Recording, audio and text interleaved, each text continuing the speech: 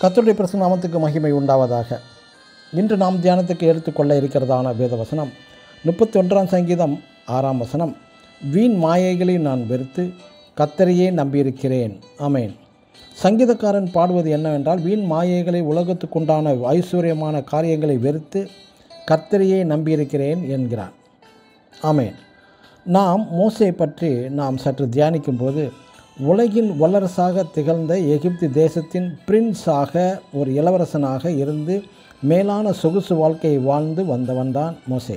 எகிப்தின் அரண்மனையில் உலகின் பல்வேறு இடங்களிலிருந்து கொண்டு வரப்பட்ட விலையேறப்பட்ட கற்கள், பொன், வெள்ளி, கந்தவர்க்கங்கள் குறித்து குவிந்து கிடக்கிறது. இங்கே இப்படி விலை உயர்ந்த யாவுமே எகிப்து தேசத்துக்கு கொண்டு வரப்பட்டன என்று ஆதியாகமம் 37 அதிகாரம் 25 வசனத்தில் வாசிக்கலாம். இப்படி விலை உயர்ந்த பொக்கிஷங்கள் எகிப்தின் அரண்மனையில் இருந்த யாவுமே மோசே வெறுத்து உதறி தள்ளிவிட்டார். ஏனென்றால் மோசேயோ கர்த்தருக்காக ஊழியம் செய்யும்படியாக அந்த ஐஸ்வர்யமான யாவற்றையுமே வெறுத்து தள்ளிவிட்டான் என்று பார்க்கிறோம். அது மட்டுமல்ல, ஒரு மிகப்பெரிய அரண்மனையின் அடுத்த உயர்ந்த பதவியாக இளவரசன் என்ற பெருமையை மிகுந்த பதவியையும், தனது அரண்மனையில் கிடைக்காத இன்பங்கள் இல்லை, அத்தனை இன்பங்களையும் வெறுத்து உதறி தள்ளிவிட்டான். இன்று உலகில் யாவருமே அரும்பாடுபட்டு கஷ்டப்படுவது எதற்காக? இந்த 3 காரியங்களையும் அடையவே. அதாவது, எப்படியாவது அரும்பாடுபட்டு பணம் நிறைய சம்பாதிக்க வேண்டும், பொன், வெள்ளி, வீடு, கார், நிலங்கள் வாங்க வேண்டும் என்றும், அப்படி சம்பாதித்து சேர்க்கும்போது ஒரு உயரிய பெருமையான அந்தஸ்தும் கிடைக்கும் என்றும், கடைசியாக இவை யாவும் இருக்கும்போது கேளிக்கை, விளையாட்டு, களியாட்டு இன்பங்களினால் சந்தோஷம், மனநிறைவும் அடைகிறார்கள், திருப்தியும் அடைகிறார்கள் ஒரு மனிதன்.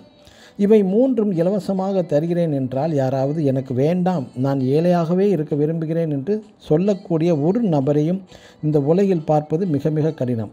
பணம் சம்பாதிக்க வேண்டும், ஐஸ்வர்யவான்களாக வேண்டும் என்று விரும்புகிறார்கள்.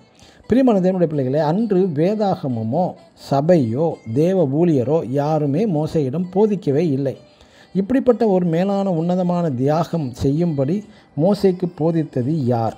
இந்த மோசே போன்று பரிசுத்த வேதத்திலும் இவ்வுலகிலும் 3 காரியங்களையும் வெறுத்துவிட்ட ஒரு நபரையும் மோசேக்கு முன்னும் மோசேக்கு பின்பும் பார்க்க முடியாது.